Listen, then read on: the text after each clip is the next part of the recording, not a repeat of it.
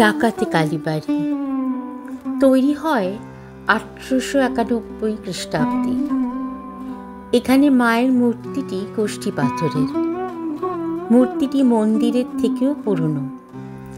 এই মন্দিরের সঙ্গে জড়িয়ে আছে ইতিহাস, যেটা অত্যন্ত রোমাঞ্চকর।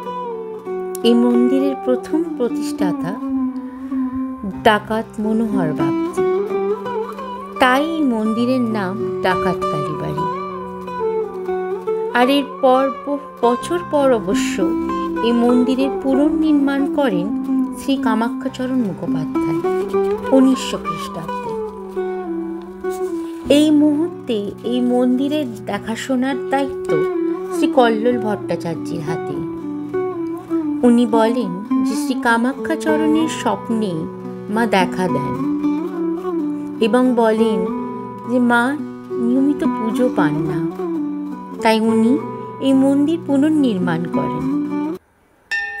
এখন এই মন্দির দক্ষিণ কলকাতার অভিজাত এলাকায়, কিন্তু 1800 খ্রিস্টাব্দে পলাশীর যুদ্ধের পর মনোহর ডাকাত যে সময় মন্দিরটি প্রতিষ্ঠান করেন, সে সময় হোগলা গাছে ভরা জঙ্গল ছিল, যেখানে ডাকাত আর বন্য প্রাণী ছাড়া কিছুই ছিল না।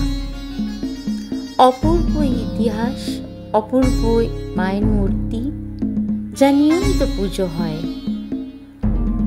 বাইরে একটি পুরনো শিবলিঙ্গও আছেন, আর সুন্দর শান্ত পরিবেশ।